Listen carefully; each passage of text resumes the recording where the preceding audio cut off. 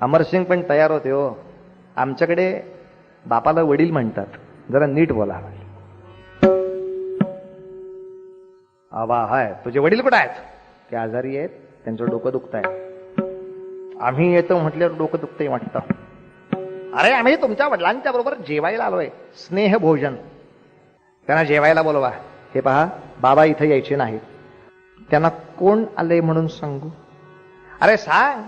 अरे मामा आले दिल्लीश्वराचे मानकरी मानसिंग.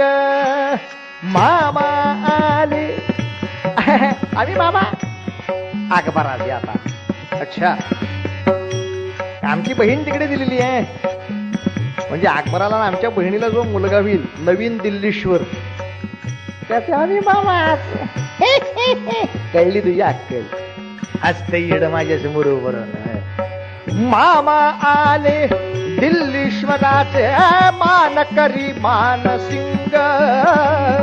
इच्छी भोजन संगे घेऊन, इच्छी भोजन संगे घेऊन उदयपुराचा सिंह.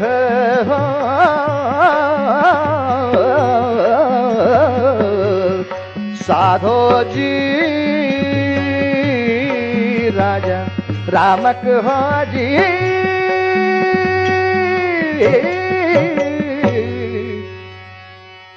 राणाजी, तुम्ही पाहिजे मला जेवायला. इतकं बोलला मात्र मानसिंग, आणि जो राणा प्रताप अंगावर उसळून आले मानसिंगाच्या. मानसिंग, सिंह कधीही कोल्याच्या पंक्तीला बसत नाही. आम्ही आमची शिकार आपली स्वतःची करतो, दुसऱ्यांनी शिकार करावी आणि त्याच्या उरलेल्या उष्ट्यावर आपण जागावं, हे माझी प्रवृत्ती नाही. अकबरांनी मिळवायचं आणि मग तुम्हाला तुकडे टाकायचे, आणि त्या तुकड्यासाठी तुम्ही त्या बादशहापुढे शेपट्या हलवायच्या. अरे स्वतःची जातकुळी सुद्धा विसरता.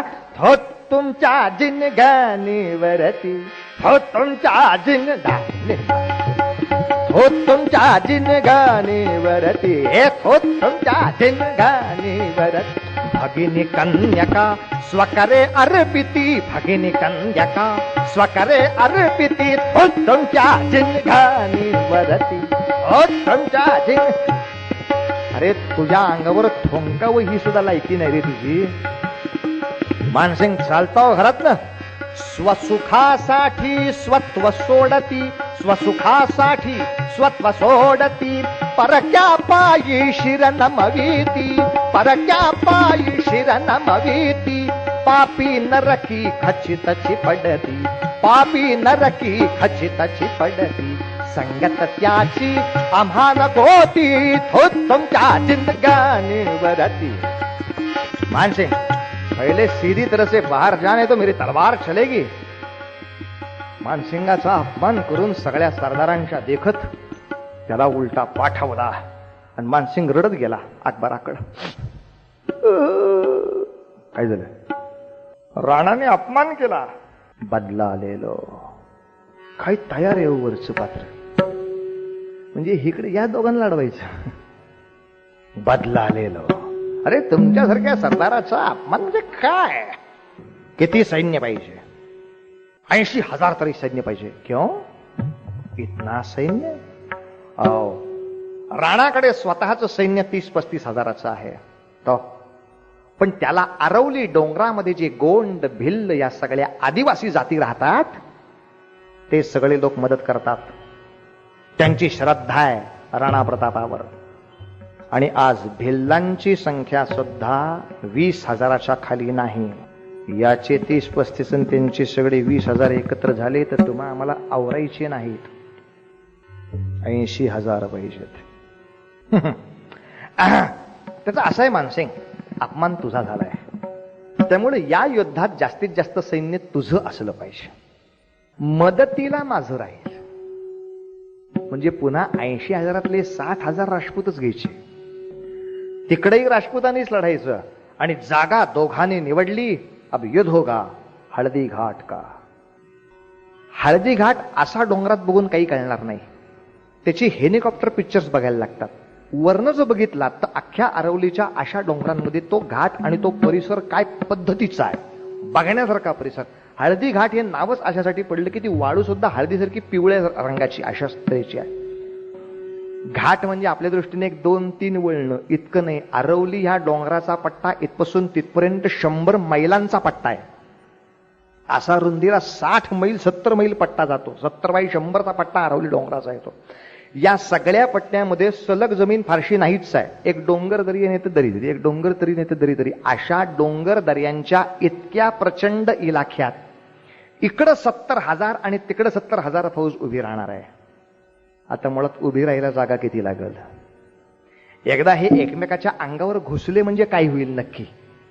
म्हणून एक लक्षात ठेवायचं, अनेकांना ते माहीत नाही किंवा अनेकांना शंका येते की राणा प्रतापकडनं सुद्धा राजपूतच लागेल. हो, मानसिंगाकडनं सुद्धा राजपूत लागणार आहेत. मग सगळे मिसळून गेल्यावर आपला कोण आणि त्यांचा कोण कसा ओळखायचा? दिसणार एकसारखेच सगळे, कापाळी शिवगंध सगळ्यांची एकच, तलवार एकच, नाकी डोळी नीटच सगळे. ओळखायचा कसा? आणि एकदा युद्ध सुरू झालं की युद्धाच्या मारामारीत तुमची दिशा बदलू शकते. म्हणजे तिकडून येणारा आणि इकडून येणारा असा काही नियम लावता येणार नाही. सगळं सरमिसळ झालेलं असेल. अशा वेळेला निवडायचा कसा? तेव्हा लक्षात घ्या, राणा प्रतापाच्या सैन्याच्या तलवारीच्या मुठीवर त्याचं चिन्ह आहे, सोन्याचा सूर्य रवितेज. समोरच्यानी तलवार वर केली आणि सोन्याचा सूर्य दिसला की समजायचा हा आपल्या सैन्यातला, याच्याशी नाही लढायचं, पलीकडचा. अनेक खुणा असायच्या. इथे एक सोन्याचा सूर्य असायचा, कमरेच्या पट्ट्याला एक असायचा, आतमध्ये एक दानपट्टा लावलेला असायचा, तिथे एक अनेक खुणा ठरलेल्या असायच्या. आणि लक्षात घ्या, आणखीन एक सांगतो, शिवचरित्रातही आपल्याला असेल, त्या त्या पागेच्या घोड्यांच्या अंगावर एक शिक्का असतो की जो घोडाही ओळखता येतो, तो आपल्या पागेचा आहे, आपल्या राणा प्रतापाचा आहे. हा आपल्याकडचा घोडा नाही. अर्थात घोड्यावरनं फारसा अंदाज लावता येत नाही, कारण मेलेल्या स्वाराचा घोडा घेता येतो, तिथं फसवणूक होऊ शकते, पण तलवारीची फसवणूक सहसा होत नाही. तलवार जरी याची तिकडं याच्या चुकून गेली, कमरेचा पट्टा कसा बदलणार? 2-3 ठिकाणी चेक करावं लागतं माणूस कोणाचा आहे. असं करून युद्ध करायचं. आणि त्यातूनही आता बघा, नाशिकची गर्दी तुम्ही बघितली. एकदा 40-50 हजार माणसं अशी एकत्र गोंधळात झाली, एकाचा आवाज दुसऱ्याला ऐकू येत नाही. तर या सगळ्या सैन्यामध्ये एकमेकांना निरोप कसे पोचत असतील? म्हणून लक्षात घ्या, ते हळदी घाटाच्या युद्धाचं चित्र, सांकेतिक कॉम्प्युटराइज चित्र काही तयार केली आहेत की नक्की सैन्याच्या तुकड्या कशा कशा उभ्या असतील. या प्रत्येकाच्या तुकडीमध्ये एक एक रस्ता मोकळा सोडलेला असतो मध्यवर्ती राणाला निरोप पोचवण्यासाठी. या रस्त्यांचं आणखीन एक काम असतं, जखमी झालेल्यांना स्ट्रेचरवर टाकून मागे नेणे, मागच्या ताज्या जवानांनी पुन्हा त्या फळीला येऊन उभे राहणे, तुटलेल्या तलवारी बदलणे, जखमी झालेले घोडे मागे नेणे, दुसरे घोडे पुढे आणणे. याच्यासाठी मधले काही नॅशनल हायवेज ठेवावे लागतात. युद्ध चालू असताना शत्रूकडून किंवा आपल्याकडून कुठूनही त्या रस्त्यांचा भंग करता येत नाही. 70,000चं संचलन करायचंय तुम्हाला. म्हणजे युद्ध म्हणजे फक्त घेऊन मारामारी नाही. मानसिंगांनी स्वतः थोडासा तोफखाना आणला, पण हळदी घाटात तोफखाना लावणं फारच अवघड होतं, कारण तोफेचा गोळा उडाला तर ह्या डोंगराच्या या शिखरापर्यंत पलीकडची 40,000 मुंग्या पसरल्या, त्यांचं काही करू शकत नाही. तोफखान्याने तुम्ही त्या डोंगराच्या भागात फारसं काही करू शकत नव्हता. तो आणायलाच त्रास झाला.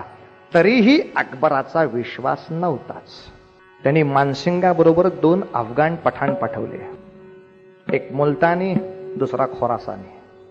जसा मिर्झा राजा जयसिंगला पाठवला तरी त्याच्याबरोबर दिलेर खानला पाठवला. यांचा हिशोब नाही, हे फिरतील कधी. आपला माणूस यांच्या देखरेखीसाठी पाहिजे. अशा रीतीनं अंगावर मानसिंगाचं 70,000 फौज हळदी घाटावर येऊन उभी यायची वार्ता कळली. राणाने स्वतः शिंग फुकला, जय एकलिंगजी की.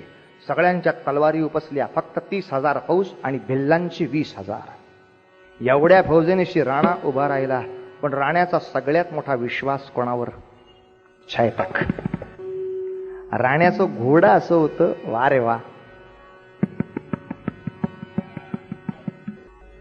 याचं कारण चैतकला एक विशेष प्रशिक्षण दिलेलं होतं. ते असं की मोगल फौजदार हत्तीवर न यायचे. राणाने स्वतः हत्तींचा फारसा वापर केलेला नाही युद्धात. हत्तीवरचा माणूस कसा मारणार? यासाठी चैतकने स्वतः धावत जायचं. पुढचे 2 पाय अचानक वर घ्यायचे, हत्तीच्या मस्तकावर ठेवायचे. ज्यायोगे वरती बसलेला माणूस बरोबर तिरपा होतो असा हत्तीच्या त्या अंबारीच्या दिशेनं. आणि अंबारी भाल्याच्या टप्प्यात आले की भाला जो सोडायचा तो भिंतीवर फोटो फ्रेम ठोकून मारल्यासारखा गाप दिशी आत सोडला पाहिजे. आणि हा एक भाला मारला की चैतकनी खाली उडी मारायची, दुसऱ्या हत्तीकडे जायचं, कारण तो भाला उपसून दुसऱ्याला मारायचा नसतो. दुसऱ्यासाठी दुसरा भाला असतो. एका वेळेला चैतकच्या खोगीरामध्ये 50 भाले घेऊन जायची गरज असे.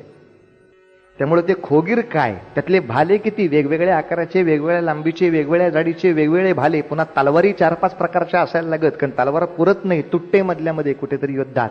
ती तुटली तर काय करायचं, फॅक्टरीकडनं मागवायची, तिथं पाहिजे तयार. आणि राणा प्रतापाचा सगळ्यात मोठा जो भाला सांगितलाय तो 16 हात लांबीचा भाला आहे. हो, 16 हात इकडं, म्हणजे 8 हात इकडे 8 हात इकडं अशी लांबीचा भाला असणार. तो फक्त एका हातात पेलायचा, दोन्ही बाजूला पाती आहेत. आणि तो एक हाती असा गारगार पंख्याच्या पात्यासारखा फिरला पाहिजे. आणि तो किती ताकदीनं फिरला पाहिजे. त्या भाल्याच्या मध्ये तलवार आली तर तलवार तर उडलीच पाहिजे. दुसऱ्या कोणाचा भाला आला तोही उडला पाहिजे. आता समजा एखाद्याचं मानगुटच आलं, आता ते तर फारच किरकोळ झालं, पण या फटक्यामध्ये हत्तीची सोंड आली तर उडली पाहिजे. याची गती नाही कमी होता कामा. असा नुसता एका हातावर घरा घरा घरा घरा भाला फिरवीत राणा प्रताप आत शिरला. अक्षरशः बाजूचं मधाचं मधमाशाचं मोहळ कापल्यासारखा आत शिरणार. हो, चैतकला फक्त खूण केलेली या 2 फौजा हळदी घाटावर आल्या कशा, डोंगराच्या कठाड्यावर सूर्याचा किरण कसा दिसतो, लाल लाल पिवळा पिवळा तेजस्वी, तसा, किंवा डोंगराच्या कड्यावरनं पडणारा धबधबा कसा दिसतो, अनेक धारांनी नटलेला, तसा इकडचा धबधबा इकडचा धबधबा. आणि मध्ये सोन्याच्या कवडशा सारखा चैतकवर बसलेला राणा प्रताप, सोन्याचं शिरस्त्राण घातलेला असा दिसत होता. कसा, अरे पर्वतावरी सिंधूचा सलिलौघ आदळे जैसा, पर्वतावरी सिंधूचा सलिलौघ आदळे जैसा, शैलाच्या शृंगी नाचे बालार्क किरण की जैसा, शैलाच्या शृंगी नाचे बालार्क किरण की जैसा, गजश्री मानसिंगाच्या राण्याचा चैतक तैसा, गजश्री मानसिंगाच्या. जय एकलिंगजी की घोषणा झाल्यावर तलवारी कमी चालल्या. भिल्लांनी पहिला हल्ला दगडांचा केला. एवढ्या दगडापासून एवढे दगड इतके मारले की एका दगडाला त्यांचे 2 दगड आपटलेच पाहिजेत. शरशिला वृष्टी भिल्लांची शत्रू सकरी संचूर्ण, शरशिला वृष्टी भिल्लांची शत्रू सकरी संचूर्ण, चाप बाण खडगे भाले शत्रू सकापती पूर्ण, चाप बाण खडगे भाले शत्रू सकापती पूर्ण. रस्त्यावर पडली प्रेते प्रेतांनी अडली वाटे, रस्त्यावर पडली प्रेते प्रेतांनी अडली वाटे, काळा सकरी संक्षुब्ध हळदी घाटाचे युद्ध, काळा सकरी संक्षुब्ध. मानसिंगाची फौज मारता मारता मारता टॉड नावाच्या माणसाने राजस्थानचा इतिहास दिला. याच्यात म्हणतात हा 70,000 आणि हा 50,000 असा विषम संख्येचा फौजेचा सामना सुद्धा राणाने 3 तास पहिली फौज मारली. आणि मग मात्र आपला घोडा सरळ मानसिंगापर्यंत सोडला. कारण 70,000 मानसिंगापर्यंतचा रस्ता मोकळा करायला 3 तास लागले होते. फौजा बाजूला करत हे मधलं येडं मला मारायचंय काही करून. आणि जरा रस्ता मोकळा झाल्यावर भिल्लांच्या राजाने खूण केली. राणा चलो चलो आपका रास्ता हो गया. नुसती चैतकला खूण केली. फक्त टाच मारली हो घोड्याला. राणा घोड्यावर उठून भाला घेऊन उभा. मानसिंग अंबारीत उभा राहिला. लवकर लिहून घ्या तारीख, का आज पुण्यतिथी आमची, का येत इकडे अंगावर प्रकरण. आणि मग तो सुटला अंगावरती गजश्री मानसिंगाच्या राण्याचा चैतक तैसा, गजश्री मानसिंगा. खूण केल्यावर 2 पायवर हत्तीच्या डोक्यावर पाय ठेवले. जो भाला धरला नेम चुकला. कोणाचा? घोड्याचे टापा ज्या डोक्यावर बसायला पाहिजे ते घोडं पटकन पाय वर केला आणि हत्तीच्या डोळ्यात पाय घातला गेला. हत्ती बिथरला. इथं मार बसल्यामुळं गडबडला आणि उलटा फिरला नेमका. त्यामुळं भाला सुटला, तो अंबरीच्या पाठीत घुसला आणि मानसिंग उलटा तिकडच्या बाजूला गेला होता. नेमका गडबडला, नवसास पावला अल्ला, राण्याचा चुकला भाला, हौद्यासह हत्ती फिरला, काळास करी संक्षुब्ध, हळदी घाटाचे युद्ध, काळास करी संक्षुब्ध. नेमका मानसिंग वाचला रे. मानसिंग आडवा आत झालेला, अंबारीच्या चांदीच्या पाठीतला अख्खा भाला गेला. इतक्यात मागच्या मागे ओरडायला सुरुवात झाली भिल्लांची, राणा भाग जा, राणा भाग जा, क्यों घेरा हो रहा है. तू मानसिंगाच्या हत्तीपाशी मध्यावर आलास, घेरा हो रहा है, राणा भाग जा. चैतकने तिथनं जे पाय काढले, राप दिवशी बाजूला गेला, बाकी विचार न करता धो धो धो धो धो घोडं धावत सुटलं. आणि चैतक धावतोय म्हटल्याबरोबर मानसिंगाने फोन केले, पीछा करो. आणि पीछा करने वाले दो थे, मुलतानी और खोरासानी. हे दोघ जण जसे सुटले तसा आणखीन एक प्राणी सुटला, ज्याचं नाव अकबराने त्यालाही पाठवला. अब मुलतानी खोरासानी आपका काम करेंगे, पण राणाचं मस्तक तू ताब्यात घेऊन ये, तुझ्या हाताने ते अकबराला दे, म्हणजे खुश होईल अकबर तुला मेवाडाचं राज्य द्यायला. पण चैतकने 2 डोंगर चढले, 2 डोंगर उतरले, युद्धाच्या भूमीपासून राणाला पुरा बाजूला घेतला. भिल्लांनी राजपुतांनी अशी फळी अडवून ठेवली होती. मानसिंगाने पण युद्धाचा ना थोडा सोडला, युद्ध थांबवलं. कारण युद्ध सगळं राणावर अवलंबून आहे. राणा एकटा पळालाय, राणा तिकडं मारला गेला की पुढच्या युद्धाची गरज राहणार नाही. इथे उगाच खून खराबा करण्यात काय अर्थ. पुन्हा शिंग वाजली, युद्ध थांबली, सेनेची ठीकपणे पिछेहाट सुरू झाली.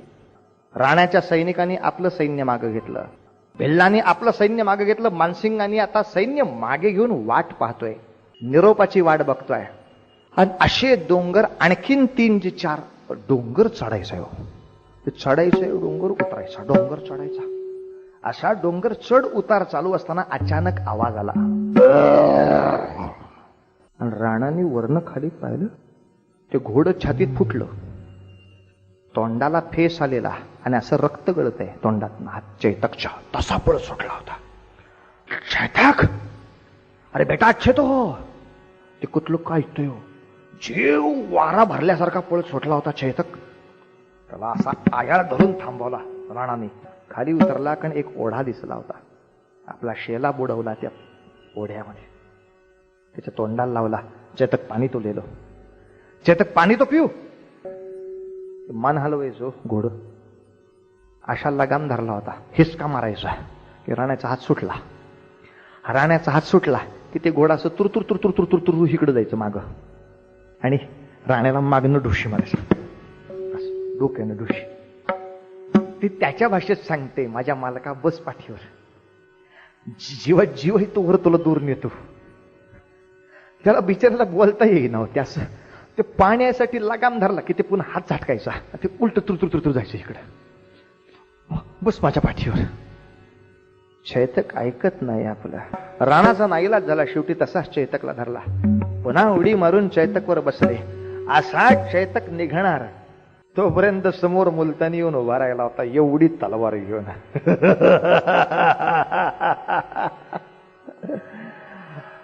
आ जाओ राणा, हम तो आपकी ही राह देख रहे थे. तो यमदूत बघितल्याबरोबर चैतकने मोहरा फिरवला. इकडं पळू, तिकडं खोरासानी उभा. हम भी है. दोघांच्या हातात तलवार, म्हणजे एवढा देव एकेकाच्या. 3 तासाच्या युद्धामध्ये राण्याचे सगळे भाले खर्ची पडलेले, सगळ्या तलवारी गेलेल्या. एकच भाला फक्त शिलकीत आहे आपल्या हाती. तोही जर फेकला आणि चुकला तर मग आता हाती काही नाही. एक भाला हाती. अशा वेळेला राणा जितका अस्वस्थ त्याच्यापेक्षा 10 पट घोडा अस्वस्थ झालं. असं इकडं तिकडं तिकडं इकडं इकडं तिकडं तिकडं इकडं असं गुलगुल पडायला. करू काय माझ्या मालकाला वाचवायला, करू काय. आणि इतक्यात मागणं आवाज आला, अरे भिवू नको रे दादा, आता बंधू मी पाठीशी. अचानक आवाज आला, दादा भैया मैं आ रहा हूं. राणा समोर बघतो आपला धाकटा भाऊ शक्तिसिंह घोड्यावरनं दौडत राणापाशी येऊन उभा राहिला. उतरला, राण्याला नमस्कार केला. विश्वास बसेना. शक्ति, तू आ रहा है यहां अभी? क्या देखने को आया है? क्या देखने को आया है? तुझा भाऊ कसा मरतो ते बघायला आलास ना? तुला मेवाडचा राजा व्हायचंय, त्यासाठी आपल्या रस्त्यातला काटा कसा उपटला जातो ते बघायला आलास ना? यहां क्यों आयो? वही रहो. शक्ती म्हणाला, राणा आप सच बोल रहे हैं. मी तुझं डोकं तपकात घालून अकबराला भेट करण्यासाठी आलो होतो तबक घेऊन. तो तुझी अक्कल कोणी बदलली? असा गाढवासारखा वागत होतास तर माणसासारखा कसा वागायला लागलास? शक्ती म्हणतो, क्या कहू भैया, का या घोड्यानं माझी अक्कल पालटवली. या घोड्यानं माझी अक्कल पालटवली आज म्हणाला.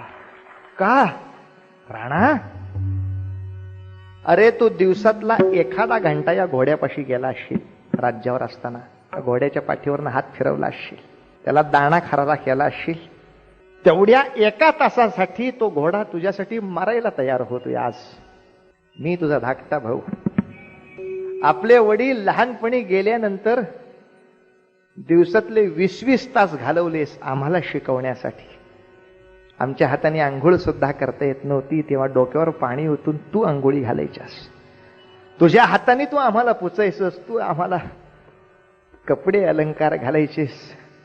आईची खूप आठवण आली तर आई नाही तरी मैं हूं भैया क्यों रोते हो, असं म्हणून कित्येक वेळेला अन्नाचा घास सुद्धा भरवलास.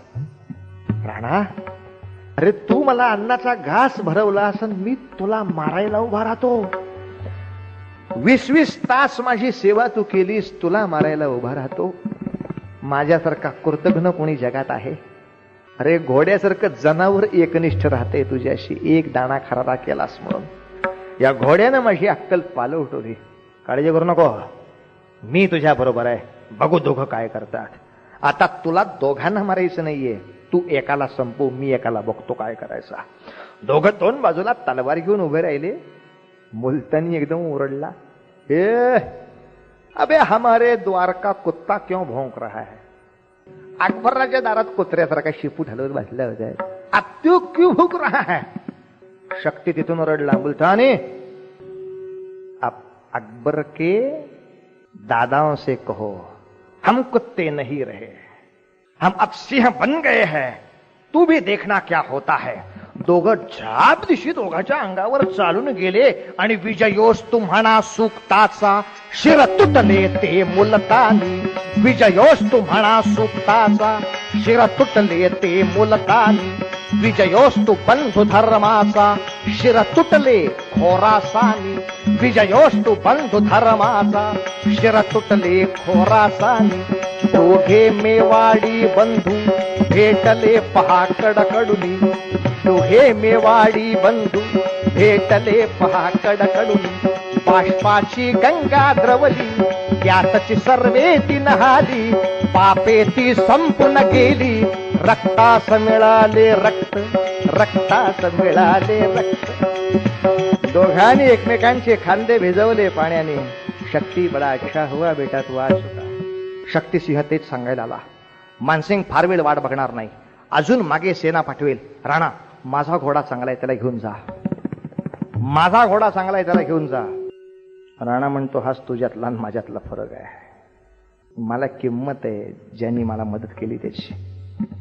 चैतक मेला नाहीये, जखमी आहे नुसता. तो जिवंत आहे, मूर्खा अजून. आणि तो सुखाने मरावा असं वाटत असेल तर तू त्याला आश्वासन दे, त्याचा जीव अडकलाय माझ्यात, तो मरायचा नाही. तू आश्वासन दे, तुझ्या अंगात रक्ताचा शेवटचा थेंब बसेपर्यंत मी राणाला काही होऊ देणार नाही, असं त्याला फक्त सांग. चैतक सुखाने मरेल, चैतक सुखानं मरेल. बोल. राणाने तो हट्ट धरला होता. सुक्त बस, चैतकच्या शेजारी बस. गुडघ्यावर बसला होता सुक्त. चैतकला असाच मांडीवर घेतला, रक्ताची उलटी झालेली असली तरी तसाच घेतला आणि सुक्तने संदेश दिला, चैतक जब तक दम में दम है मैं राणाजी के साथ रहूंगा. राणाची काळजी करू नकोस, मी मेल्याशिवाय राणाला धक्का लागत नाही. मैं राणा के साथ रहूंगा. त्या घोड्याने फक्त कौतुकानं पाहिलं, खरंच डोळे मिटले. शक्तिसिंह म्हणला, चैतक, जगात खरा भाऊ कोणी असेल तर तो तूच. चैतका बंधू तूच खरा. जाऊनी सांगा देवाचरणी आणायचे, देवाकडे जातोयस तर त्याला सांग, असं देशावरचं प्रेम असणाऱ्याच माणसांना परत जन्माला घाल, आमच्यासारख्यांना नको घालूस. त्याला जाऊन सांग. चैतकने शांतपणे डोळे मिटले. राणाने खड्डा केला, त्याच्यात चैतकला पुरला. चैतकवर माती टाकली. तिथे आहे हो चैतक का चबुतरा. सुक्त म्हणतो, शक्ती म्हणतो, कशाला दगड ठेवलास? राणा म्हणला, कधी काळी आपल्याला स्वराज्य मिळालं तर माणसं येतील, स्वामिनिष्ठ माणसं कशी असतात शोधायला. आमचा स्वामिनिष्ठ घोडा तर बघायला मिळेल. आणि त्या घोड्याचं किती कौतुक. भारतातल्या अनेक प्रांतात राणा प्रतापाचे पुतळे आहेत. ते चैतक घोड्यावर बसलेल्या राणा प्रतापाचे पुतळे आहेत. पण त्या अनेक चौकांना राणा प्रतापाचं नाव नाहीये. चैतक काळ्या रंगाचा घोडा होता, त्यामुळे त्या घोड्याच्या नावे तो चौक ओळखला जातो. इंदोरला चौक आहे, राणा प्रतापाचा चौक आहे, चैतकवर बसलेला पुतळा आहे. पण रिक्षावाल्याला काय सांगायचं? राणा प्रताप, काला घोडा चौक. काला घोडा चौक ले चलो तो आप वहां जा सकते हैं, राणा प्रताप के यहां. त्या घोड्याचं इतकं महात्म्य त्या ठिकाणी झालं. आणि जसा शक्ती फिरला तसं जवळजवळ निम्म राजपूत मंडळ नंतर फिरलं. काही काळ राणा प्रतापाला त्या आरवलीच्या जंगलामध्ये वनवास भोगावा लागला. 1 नाही 2 नाही, लक्षात घ्या, 12 वर्ष वनवास भोगला रामा इतका, पांडवान इतका. पण या वनवासामध्ये सुद्धा नाही तर नाही स्वत्व सोडलं राणा प्रतापाने. जास्तीत जास्त राजपूत मंडळ आपल्यामध्ये कसं समाविष्ट होईल ह्याचा प्रयत्न केला.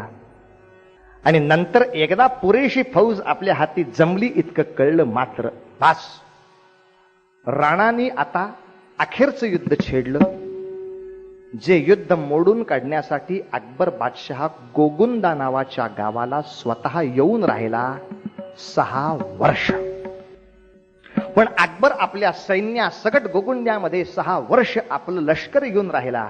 तरी सुद्धा अरवलीच्या, मेवाडच्या, मारवाडच्या प्रत्येक डोंगरात अकबराच्या सेनेचा इतका पराभव राणा प्रतापाने 6 वर्षात केला. अकबराला आपल्या सेना घेऊन जावं लागलं. आणि साधारणतः 1570 ते 80चा काळ असा सांगितला जातो की ज्या काळामध्ये मेवाड अख्खा स्वतंत्र केला राणा प्रतापाने आणि पुन्हा एकदा कुंभिलगडावर राज्याभिषेक करून राज्य घेतलं. मात्र राणा प्रतापाचं चरित्र असं नाही पुरं होत. राणाने 12 वर्ष वनवास सोसला, तसं पुढे 12 वर्ष राज्यही भोगलं. पण राज्यावर बसलेला राणा प्रताप आपल्या सैनिकांना सांगत होता, आपण सोन्याच्या ताटात जेवायचं नाही, आपण गादीवर झोपायचं नाही, आपण चटईवर झोपायचं, कांबळीवर झोपायचं, आपण पत्रावळीवर जेवायचं राज्यावर असताना. का तर प्रत्येक घासागणिक आपल्याला आठवण राहिली पाहिजे की आतापर्यंत आपण फक्त मेवाडच मुक्त केलाय, मारवाड शिल्लक आहे. राजपुतांची जी खरी राजधानी तो चितोडगड अजून अकबराच्या ताब्यात आहे. तो चितोड जिंकेपर्यंत आम्ही सोन्याच्या ताटात जेवणार नाही असा निश्चय करा. राणा शेवटपर्यंत त्या निश्चयाने राहिला. इतकंच नव्हे, राणा प्रताप राज्यावर असताना 12 वर्ष फक्त चटईवर झोपून पत्रावळीवर जेवून उभा राहिलेला एक राजा. आजही राजपूत लोहार नावाची एक मोठी जमात भारतात आहे, जे लोहारी काम करून शस्त्राचं काम तर करतात, पण ते अजूनही पत्रावळीवरच जेवतात आणि चटईवरच झोपतात. त्यांना आम्ही विचारलं, का हो? ते राणा प्रतापाने नियम केला होता ते आम्हाला माहिती आहे, पण आता काय त्याच? तेव्हा त्यांनी सांगितलं, आप भूल गए लेकिन हम नहीं भूले. काय? राणाने अख्ख्या राजस्थानातून अकबराला बाजूला काढून टाकीन असा निश्चय केला होता. तोपर्यंत नाही जेवणार सोन्याच्या ताटात, तयारी करत राहील. मग ते आज राजपूत लोहार सांगतात अशिक्षित जमात आहे, पण त्यांचे नेते 47 पासून दरवर्षी असं संमेलन घेतात दरवर्षाला, आणि ते एकमेकांच्या संमेलनामध्ये बोलतात, आपल्या सगळ्यांच्या शौर्यानं आतापर्यंत भारताचा 3/4 भागच मोकळा झालाय, अजून 1/4 स्वातंत्र्य मिळायला शिल्लक आहे, हे आम्ही विसरू नये म्हणून आता चटईवर झोपतोय म्हणले. हे आम्हाला विसरू नये म्हणून आम्ही चटईवर झोपतोय. कारण गंगेच यमुने चैव गोदावरी सरस्वती आणि नर्मदे कसा मंत्र म्हणणार? सिंधू आहे कुठे हिंदुस्थानात? जनगणमन अधिनायक जय हे भारत भाग्य विधाता. पंजाब कुठे सिंध? भारतात. नसलेल्या प्रांताचं राष्ट्रगीत म्हणतोय आपण. अजून त्यांना कळलेलं नाही म्हणून, नाही तर खटला करतील भारतावरती की जो प्रांत आमच्याकडे सिंध आहे तो सिंध तुमच्याकडे असलेलं राष्ट्रगीत सगळ्या शाळेमध्ये. पण जर एक राणा प्रतापाचा आदर्श घेतलेली एक राजपूत लोहार अख्खे जमात अशा तऱ्हेचा आदर्श डोळ्यासमोर ठेवू शकते, तर मग तुम्ही आम्ही सगळे राणा प्रतापाचे भक्त याची बोचणी ठेवून एखादा तरी आवडता पदार्थ आपण टाकून देऊ का? हा आवडता पदार्थ तेव्हाच खाईन जेव्हा मी सगळ्या भारताला पुन्हा एकदा मुक्त पाहीन. राणाजींना वंदन करून सांगायचं, राणाजी तुम्ही मेवाड जिंकलात, पण तुमचा चितोड जिंकेपर्यंत तुम्ही सुख उपभोगलं नाहीत. तसं आम्हाला स्वराज्य मिळालं, पण त्याचं स्वराज्य निर्माण करेपर्यंत आम्हीही आमच्या सुखोपभोगाची जास्त चिंता आणि विचार करणार नाही. त्या भारताच्या स्वराज्याला स्वराज्यात बदलण्यासाठी जे जे होईल ते सुखाचा उपभोग बाजूला ठेवून आम्ही कष्टाची पराकाष्ठा करू. इतकं एकदा निश्चय केला आणि पूर्ण केला की आपल्याकडे बघून सुद्धा लोक म्हणणार हे सगळ्यात श्रेष्ठ. कारण सदा बोलण्यासारखे चालता है, सदा बोलण्यासारखे चालता है, अनेकी सदा एक देवास पाहे, सगुणी भजे लेश नाही भ्रमाचा, जगी धन्य तो दास सर्वोत्तमाचा, सर्वोत्तमाचा. हेच दान देगा देवा तुझा विसर गुण गायीन आवडी, हेची माझी सर्व नलगे मुक्ती धन संपदा, संत संग देगा तुका म्हणे गर्भवासी सुखे घाला. आरती म्हणा. सुख करता दुःख हरता वार्ता विघ्नाची, नुरवी पूर्वी प्रेम कृपा दयाची, सर्वांगी सुंदर उठशे दूराची, कंठी सडके माळ मुक्ता फळाची. जय देव जय देव जय मंगलमूर्ती, दर्शन मात्रे मन कामना पूर्ती. रत्न खचित परा तुझ गौरी कुमारा, चंदनाची उटी कुंकुम केशरा, हिरे जडित मुकुट शोभतो बरा, ऋणती नो पुरे चरणी घागरिया. जय देव जय मंगलमूर्ती, दर्शन मात्रे मन कामना पूर्ती. लंबोदर पीतांबर फणिवर बंधना, सरळ सोंड वक्र तुंड नयना, दास रामाचा वाट पाहे सदना, संकटी पावावे निर्वाणी रक्षावे सरवर वंदना. जय देव जय मंगलमूर्ती, दर्शन मात्रे मन कामना पूर्ती. जय देव जय. खालीन लोटांगण बंदी